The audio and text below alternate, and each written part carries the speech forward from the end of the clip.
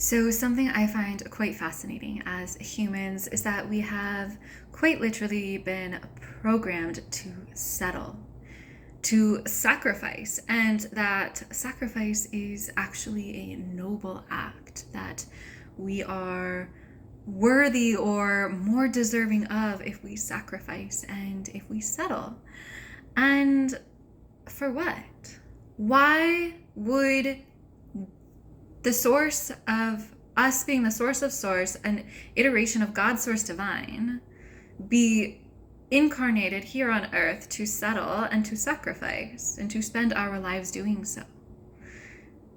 Today's channeled message is calling us all up, myself included, that we don't need to settle, we don't need to sacrifice, and that actually sacrificing and being in this frequency of settling and sacrificing is not serving anyone. It's not serving ourselves, and it's not serving anyone who we are giving this energy to, who we are sharing this energy with, let alone the collective and ripple effect that our energy and our presence in our life has on the whole, because each and every one of our lives is impacting the whole. So you being in peace and joy and love in your life is one of the greatest acts of service you can give to humanity, to those around you, and to yourself, and to God's source divine.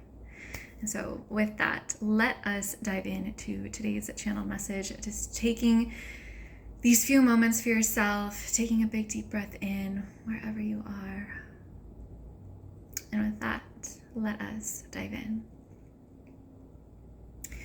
To live at peace in one's being, one's body, one's presence, one's life. This is what we bring forth today. To live at peace is the ultimate gift. Not money, material things, accolades, or accomplishments, but to live in harmony, peace, and love, for these things could never accomplish this. For when this is your frequency, vibration, and emanation, you are now a match for anything you want. You are a clear signal for sending and receiving, for helping and benefiting, and for being in your greatest truth. When you live from a surrendered state of peace and love, what you seek feels of less importance, for you trust, see, and know that it is seeking you. And so rather than forcing your way through uncovering and discovering how to go about receiving that which you desire, you simply are the emanation of this state of consciousness and being. For many of you, this may require a conscious and deliberate shift in your life. For if you are not feeling ease, joy, peace, and effortlessness in your life, reconsider how you are currently living, being, and interacting in your life will serve you greatly. It is quite common to focus on the area in that which you are seeking or desiring change. If you want your health to improve, focusing on your physical body. If you want your money to improve, focusing on your business, and so on and so forth. But if you have tried this route and are still experiencing struggles, setbacks, and feeling unaligned, this is your clue to look elsewhere. To look at the relationships in your life that you don't think matter. To look at what you are giving your energy to look at how you are treating yourself and your body, to look at how you feel in your current life situation and environment, to look at your work and how you feel in your body around your vocation at this time, to analyze your friendships and see if all are loving and supportive or draining and depleting, to witness your life from a higher perspective as you look to see with neutrality and witness what is energetically imbalanced, what is not giving you life. For some, you will pose the argument, but I cannot leave this person, or I cannot leave this work that I don't like, or I cannot leave where I live even though I'm not happy. And for all of these, we respond, How attached and rooted to your problems are you? For there is always a solution. There is always a remedy. There is always a way. Always. Any situation you believe isn't serving you, it is in some way. It is serving some aspect of you, your consciousness, or your life. Otherwise, it would not be so. There is always a balance. There is always the perfection of source at play, balancing and aligning energy in ways to support all, always.